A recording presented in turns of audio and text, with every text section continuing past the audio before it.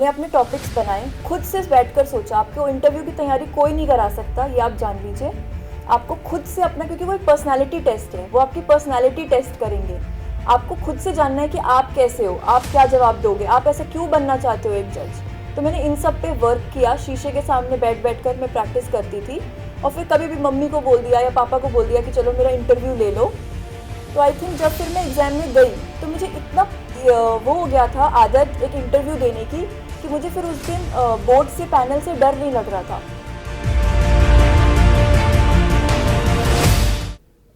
नमस्कार, आप देख रहे हैं आई इंडिया और मैं हूं पंकज सिंह गौर। और हमारे साथ स्टूडियो में आज खास मेहमान हैं और जो अभी हिमाचल प्रदेश में पीसीएसजे की परीक्षा पास कर जज बनी हैं, शिवांगी जोशी जी। आपका स्वागत है। Thank you. आपको बता दें कि सीतापुर शहर के प्रतिष्ठित डॉक्टर केडी जोशी की आप बेटी हैं और आपने हिमाचल प्रदेश में जाकर पीसीएसजे की परीक्षा को पास किया है। ये बालिकाओं के लिए, बच्चियों के लिए बहुत बड़ी प्रेरणा स्रोत भी हैं, क्योंकि आपने इतनी दूरी यानी इतना लंबा सफ़र तय करके, और जैसा कि कहा जाता है कि बेटियां आप किसी से पीछे नहीं हैं। तो शुभांगी से हम जानेंगे आज कि उन्होंने ये सफ़र कैसे तय किया ताकि दूसरे बच्चे जो हैं उनके लिए आप प्रेरणा स्रोत बने। जी, कैसे आपने ये सफ़र तय किया और कैसे इतनी दूर जा कर के आप जज जैसी महत्वपूर्ण परीक्षा को पास करके आज सीतापुर का भी नाम रोशन कर रही हैं और अपने माँ बाप के सपनों को भी साकार कर रही हैं। सबसे पहले सबको नमस्कार। मैं ये बोलना चाहूँगी कि मैंने क्लास 11 से ही सोच लिया था कि मुझे लॉ करना है। मुझे इंस्पिरेशन मिली थी एक आईएएस रैंक होल्डर से, जिन्होंने अपने ऑप्शन में लॉ लिया था एज अ सब्जेक्ट। तो मुझे साइंस में इंटरेस्ट नहीं था और मैंने सोचा कि लॉ के सब्जेक्ट्स को एक बार सर्च करते हैं। तो मैंने देखा कि वो सब्जेक्ट्स बहुत ही इंटरेस्टिंग हैं, स्पेशली क्रिमिनल लॉ से मैं बहुत ज़्यादा अट्रैक्ट हुई थी। उसके बाद फिर मैंने सोच लिया था कि मैं जुडिशियल ऑफिसर ही बनूंगी, क्योंकि बहुत सारे बड़े भी थे मेरे घर में जिन्होंने मोटिवेट किया था इस चीज़ के लिए। तो तब से मैंने सोच लिया था। और उसके बाद फिर मैंने क्लैट का एग्ज़ाम दिया, आईपी यूनिवर्सिटी का एग्ज़ाम दिया, और फिर आईपी यूनिवर्सिटी में मैंने अपना एलएलबी कंप्लीट किया। उसके बाद मैंने कोचिंग ली और फिर जुडिशियल सर्विसेज एग्जामिनेशन की प्रिपरेशन करने लगी। तो उसी बीच मैंने हिमाचल का फॉर्म भरा और फिर उसका इंटरव्यू क्लियर करा मैंने अभी 3 जुलाई को, और तभी मेरा रिजल्ट आ गया और मेरी 3rd रैंक आई थी हिमाचल जुडिशियल सर्विस में, and I am posted as a civil जज। पहले आप क्या पहले अटेम्प्ट में आ गई? नहीं, ये मेरा 2nd अटेम्प्ट था हिमाचल प्रदेश में। पहले अटेम्प्ट में मैं इंटरव्यू तक पहुंची थी, but I could not clear. Merit list में मेरा नाम नहीं आया था पिछले बार वाले में। इस बार भगवान की दया से हो गया सब कुछ और अब मैं एचपी में क्लियर हो गया इस बार। शुभांगी, आपके फादर डॉक्टर केडी जोशी नगर के प्रतिष्ठित डॉक्टर हाँ हैं। जी। आपकी बड़ी बहन आरसी जोशी वो भी डॉक्टर हैं, और आपके जो भाई आपसे बड़े हैं प्रेरित जोशी वो भी डॉक्टर हैं। और आपने साइंस आप कह रहे हैं कि मैंने नहीं चुना और लॉ में आपने चुना, ऐसा क्यों? मुझे पहले से, क्योंकि सब लोग डॉक्टर प्रोफेशन में ही थे, तो मुझे पता था कि कौन से सब्जेक्ट्स होते हैं, और 10th तक तो बेसिक सबकी साइंस से पढ़ाई होती है। तो मैंने देखा कि मुझे ज़्यादा इंटरेस्ट नहीं था साइंस के सब्जेक्ट में, और मेरे जैसे पापा ने हमेशा बोला है कि वही करो जो तुम्हारा मन करे और जिसमें तुम्हें लगे कि तुम आगे अच्छा कर सकते हो। तो फिर तभी मैंने सोच लिया था साइंस तो मुझे बिल्कुल नहीं ऑप्ट करनी है। फिर मैंने कॉमर्स चुनी, लेकिन कॉमर्स में भी मुझे कोई बहुत इंटरेस्ट नहीं आया। तभी मैंने लॉ का ऑप्शन देखा और मुझे लगा हाँ, ये चीज़ मैं कर सकती हूँ, ये मतलब मेरे इंटरेस्ट की भी है और इसमें मैं आगे बढ़ सकती हूँ। तो तब मैंने वो इसलिए चूज़ किया। हाँ शुभांगी, आपकी प्रारंभिक शिक्षा हाँ जी। आपने कहाँ से शुरुआत की? और आपने जैसा कि बताया कि फर्स्ट ईयर से ही मैंने तय कर लिया था। हाँ जी। तो एक ये लोगों के लिए, जो अन्य बच्चे हैं उनके लिए भी बहुत बड़ी जानकारी भी आप दे रही हैं कि आपने तय कर लिया था फर्स्ट ईयर से कि हमें ये बनना है। और हर व्यक्ति अगर किसी ने तय कर लिया है तो वो मुकाम तक पहुंचता है, जैसा कि आप पहुंची हैं। तो प्रारंभिक शिक्षा से लेकर के और जितनी आपने जहां भी जा कर के आपने शिक्षा ग्रहण की है उसके बारे में भी। जी, मैंने अपना 3rd तक स्कूलिंग सेक्रेड हार्ट से करी। उसके बाद में 4th से लेकर क्लास 12 तक मेरी पूरी शिक्षा रिजेंसी पब्लिक स्कूल में हुई। उसके बाद से फिर मैंने क्लैट की प्रिपरेशन करी उसमें मुझे बहुत पीछे के कॉलेजेस मिल रहे थे, तो मुझे मम्मी पापा भी वहाँ भेजने के लिए इंटरेस्टेड नहीं थे। तो फिर मैंने आईपी यूनिवर्सिटी का एग्ज़ाम दिया था दिल्ली, वहाँ मेरा सिलेक्शन हो गया। उसके बाद मैंने वहाँ से पढ़ाई करी, और मैंने दिल्ली मुझे इसलिए मेन था, मैंने चूज़ किया कि वहाँ पे मुझे पता था कि मैं कोचिंग ले सकती हूँ। तो मैंने अपने 5th ईयर के साथ ही कोचिंग इंस्टीट्यूट में एडमिशन ले लिया, और कॉलेज और कोचिंग साथ में मैनेज करने लगी। और उसके बाद से मैं प्रिपरेशन ही कर रही थी जुडिशियल सर्विस की, और ऐसे होगा मेरा। इस पूरे आपके सफरनामे में आपके परिवार का कैसे आपके प्रति योगदान रहता था? और कोई हर बच्चा किसी न किसी का ज़्यादा लाडला होता है। हाँ जी। आप किसकी लाडली? देखिए, अब मैं सबसे छोटी हूँ घर में, तो लाडली तो सभी की हूँ। बट ये है कि पापा ने भी बहुत पैम्पर करा है। बट मम्मी का ये था, मम्मी थोड़ी स्ट्रिक्ट भी थी पढ़ाई को लेकर, लेकिन पापा थोड़े वो थे कि अरे कोई बात नहीं, अगर मन नहीं हो रहा है रिलैक्स करके करो। पर मम्मी का ये था, उन्होंने पूरा टाइम पर, जैसे पापा तो बहुत बिजी रहते थे क्योंकि क्लिनिक होती थी, लेकिन हर चीज़ पर जैसे साथ जाना, एग्ज़ाम दिलाने, और सारे एग्ज़ाम्स में मेरी मम्मी मेरे साथ गई हैं। तो दोनों का बहुत सपोर्ट रहा है। और क्योंकि जब आपके भाई बहन दोनों डॉक्टर्स हों, और आपने देखा हो कि उन्होंने इतनी हाइट्स ऑलरेडी अचीव कर ली हैं, तो वो एक आपके लिए बेंचमार्क सेट हो जाता है कि आपको बनना तो है ही। और वो इतने पॉजिटिव, वो आपको कंटिन्यूसली मोटिवेट करते रहे कि नहीं, डोंट वरी, हो जाएगा, तुम प्रेशर मत लो इस चीज़ का, और कि हमेशा पॉजिटिव रहो। तो आई थिंक पूरी फैमिली ने ही बहुत मोटिवेट किया। कितनी देर आप पढ़ाई करते थे? देखिए, मैं ये कहूँगी कि पढ़ाई, क्वांटिटी डज नॉट मैटर। अगर आप जुडिशरी का एग्ज़ाम दे रहे हो, क्वालिटी मैटर्स। आप अगर पूरा दिन बुक लेकर बैठे रहो और आपका मन बिल्कुल नहीं कर रहा है, तो वो पढ़ाई का कोई फ़ायदा नहीं। मैं ज़्यादा नहीं पढ़ती थी। एग्ज़ाम ऑब्वियसली अगर पास आ रहे हैं तो स्ट्रेच करना पड़ता था 7 to 8 आवर्स।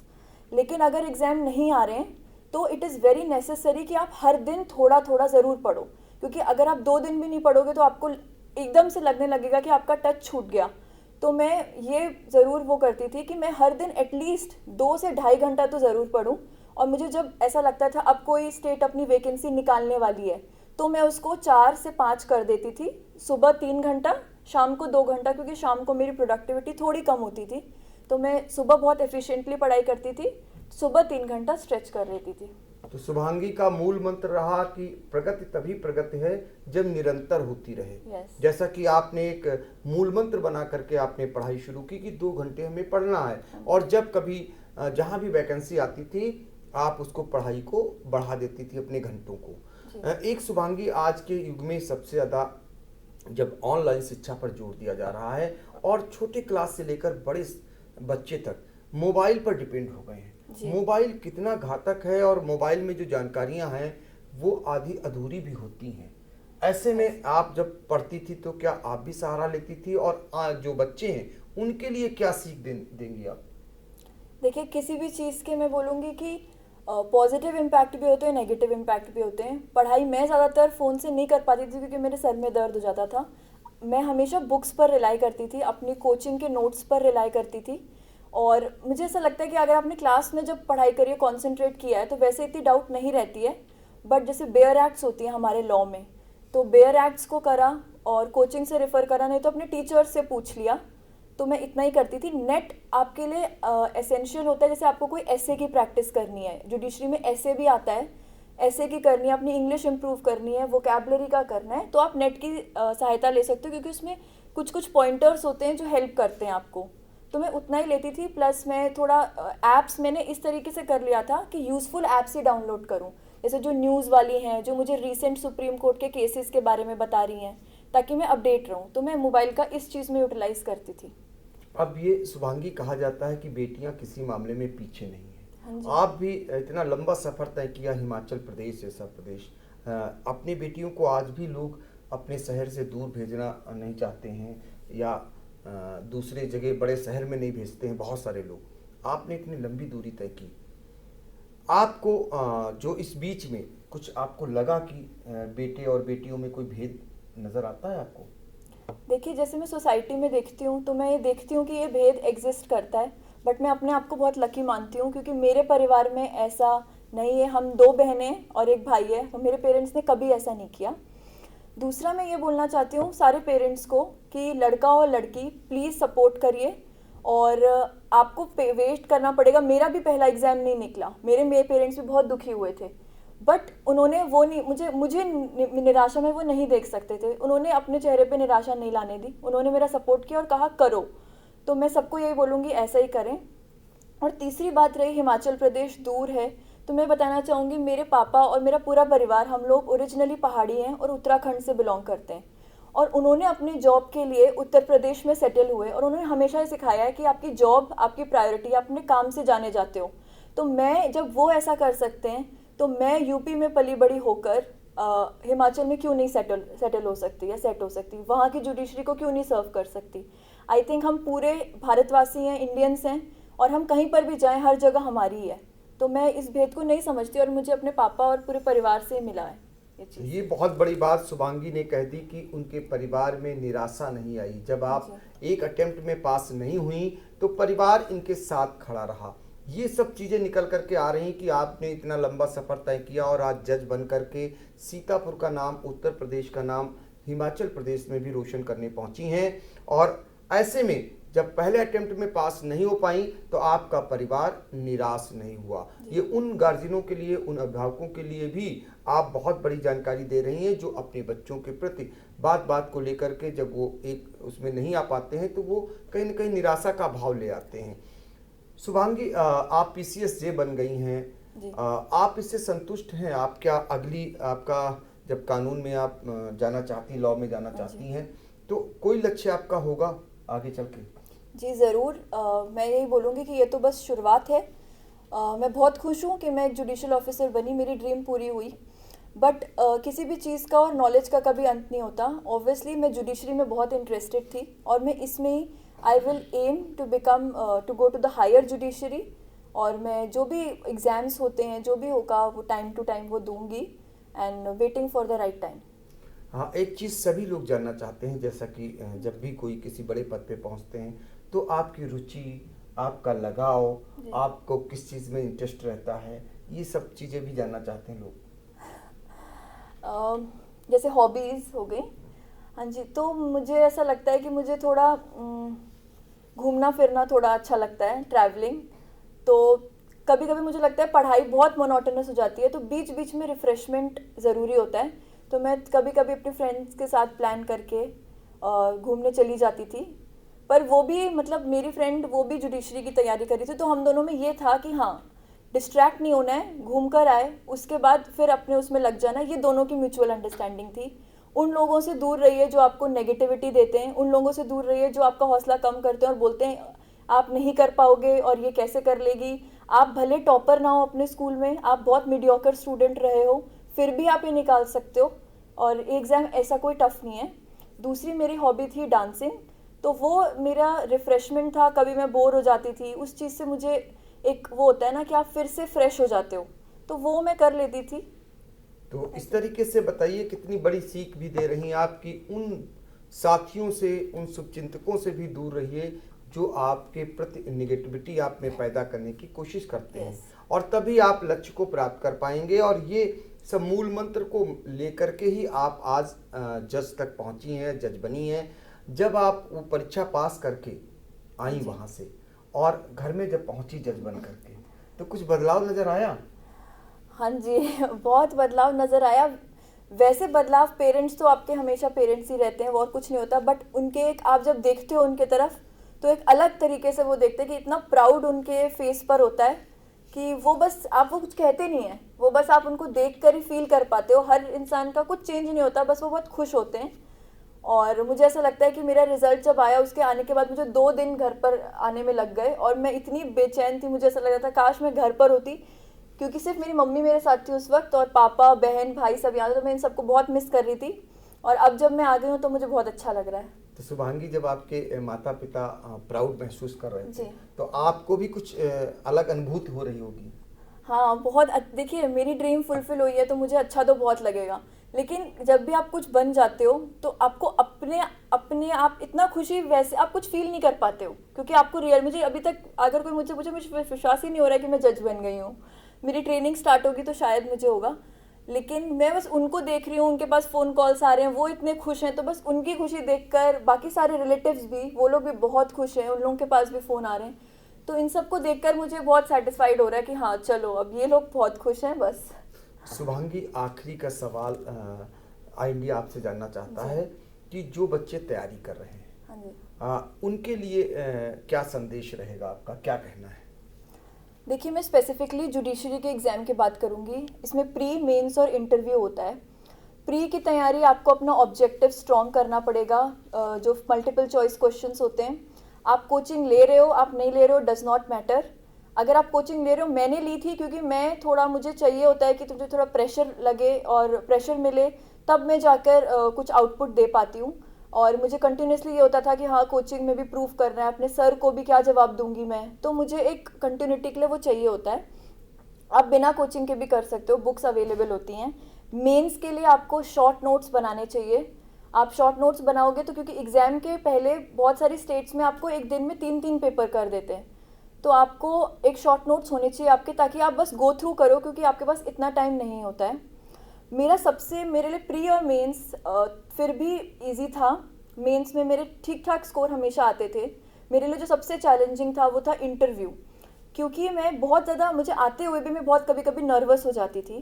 तो मैंने अपने इंटरव्यू में बहुत मेहनत करी थी इस बार, क्योंकि पिछली बार नहीं हो पाया था। मार्च में मेरा आ गया था कि मेंस में सिलेक्शन हो चुका है। इंटरव्यू की तैयारी मेरे पास 3 महीने थे, वो डिले होते गए।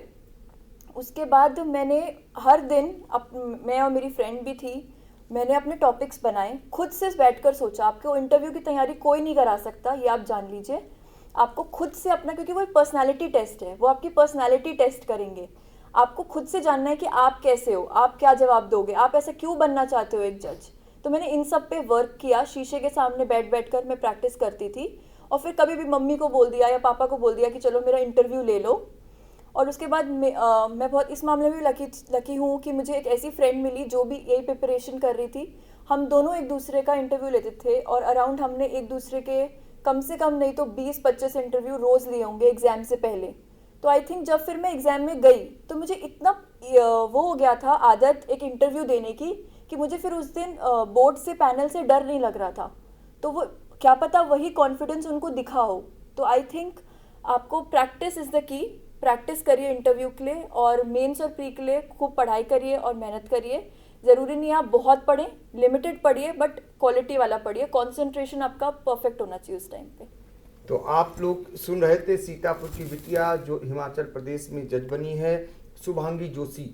उन्होंने बताया कि उन्होंने आज जो मुकाम हासिल किया है उसके पीछे उनका परिवार, खुद की अपनी एक सोच और अच्छे दोस्त जो उनके काम आए। तो इस तरीके से जब सब कुछ तैयार किया, उसके बाद आज इस मुकाम तक पहुंची हैं, और अभी भी उनका लक्ष्य आगे चलकर जारी है, आगे और ऊंचाइयों तक पहुंचने का। तो आई इंडिया आपको शुभकामनाएं देता है कि आपका उज्जवल भविष्य हो और ऊंचाइयों तक पहुंचे, और जिस पद पे आप विराजमान हो वहां से आप लोगों को न्याय प्रदान करें, यही हमारी शुभकामनाएं। Thank you. नमस्कार, मैं हूं Satish Kaushik, actor, director, producer और आपका चहेता हास्य कलाकार। मेरा नाम है कैलेंडर, मैं तो चला किचन के अंदर, और आप मुझे देख रहे हैं आई इंडिया पर। देखते रहिए आई इंडिया। खबर आपकी, नजर हमारी। देखते रहिए आई इंडिया।